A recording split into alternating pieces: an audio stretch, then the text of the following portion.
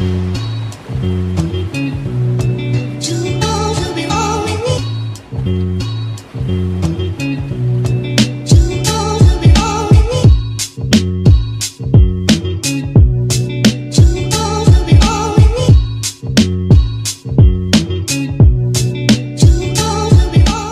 how y'all going? Welcome to another video. But before we get started today, guys, don't forget to click that bell icon next to my subscribe button, because we all know my videos aren't constant, not very consistent, so that way you guys will actually know when I upload, because I've been told that normal subscribers don't actually get the notification when someone uploads. So yeah, this is where we left off last time, guys. The wheels are on, and well, the car has still not started or driven, so that's what we'll be doing today.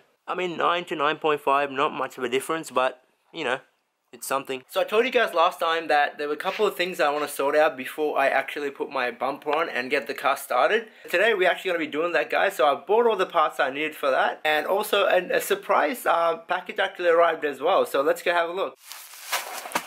So this package was actually sent to me by one of my friends who live in Sydney.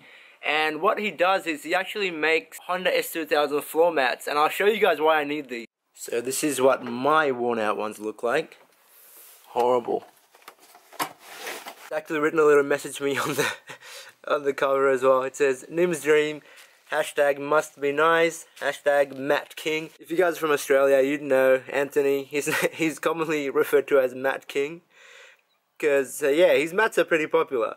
Hashtag must be nice. Shout out to Justin Lim and the Must Be Nice squad.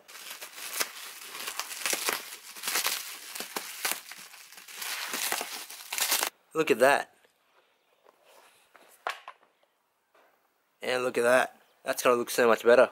I actually went with the extended version of the car mats to cover up that little hump that we have in the footwell. I hate that hump so much. So I actually didn't go for the more common plain black car mats. I actually went for, I think it's a checkered car mat. You wouldn't think so, but it's actually really hard to find floor mats for the Honda S2000 in Australia anyway. The only option you got is go for the genuine ones, which are like so expensive. And also there's another option I've heard, it's the ASM one, which is again super expensive as well. While this one comes at a fraction of the cost of all that stuff. My passenger side, on the other hand, is actually pretty immaculate condition. Because, you know, no one actually goes in the passenger side on s2k anyway, it's practically a one-seater. Yeah, so the passenger side is pretty good, but the driver's side, it's just horrible. There you go, guys, the floor mats are in. Yeah, that actually looks amazing. Looks much better than I thought. So yeah, it fits perfectly, guys, cut exactly to shape. And it's extended one, so it goes over this hump. For the driver's side, same thing. Fits pretty much exactly how I expected.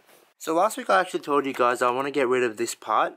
And the only issue with that is if you get rid of this part, with the pod filter like that here, all the water from the tire is actually going to get chucked onto here.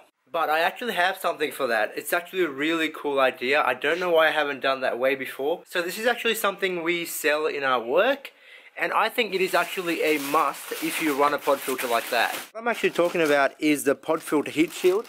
Obviously we're not going to be using it for the heat shielding properties, but to actually stop water from getting into the pod. So the shield would actually clamp on like this with the pod filter, and the water coming from over there on the tire and the top will all actually get protected. Now you guys are probably thinking the part of the pod is actually covered, so what's actually the point of it?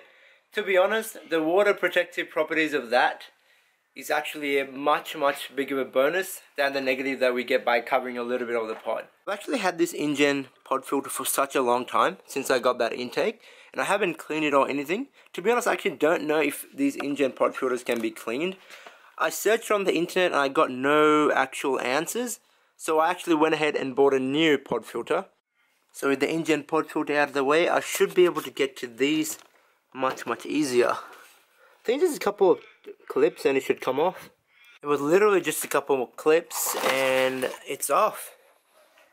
So for the new pod filter, guys, I went with BMC.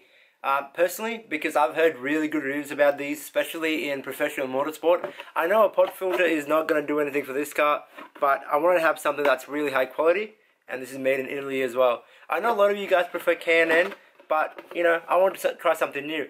And also, these BMC pod filters are actually really easy for me to get from work, while K&N is a little bit hard. It takes some time to get ordered in, so I just went with these. Right, so hopefully this one actually fits in. I didn't even check, but it shouldn't be an issue anyway.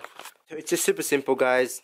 It fits straight in, and then you just put the clamp on top, and that's about it. To be honest, I should have done this way before. Now it's coming from the back, and also the bottom as well. To protect the cold air intake like this, the other option you guys have is actually a pod filter sock that I've heard. That one, you literally sock it on top of the pod filter, and I think it's water resistant to a certain amount, but you can't really dip the pod in the water anyway. But that's actually a really handy thing. I don't really need it, but I might grab one and try one of those out as well. I didn't actually just take out the trim for the lulls, guys. I do have a plan for it. Something is coming that's going to be covering up all that, but I can't announce it just yet because I haven't sorted everything out. But once I do, I'll let you guys know. Alright, there we go, guys. Closer look at the BMC pod filter and the cover as well. All I've got left to do is grab my bumper, put it back on, and also get the car started. So let's get going.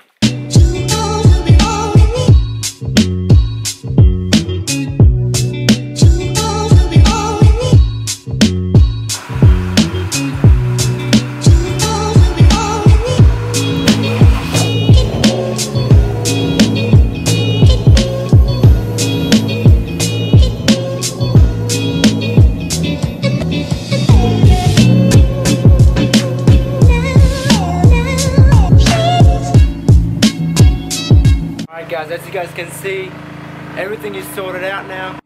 Alright guys, I know you guys didn't get a better look at the wheels last time, but here we go. There we go, guys, another look at the wheels. It just randomly started raining pretty heavily, so I think I'm gonna leave you guys here. So yeah guys, again, thank you all for hanging out with me today, and hopefully you guys enjoyed this video, even though we didn't really do anything big. But yeah, don't forget to subscribe and leave a like, guys, and there's gonna be a lot more videos to come. So I'll catch you guys in the next video. Yeah, I forgot to tell you guys, I'm actually no longer a professional driver, so I don't actually need these things anymore. This one, don't need that. And then this one, oh man, did I screw that in?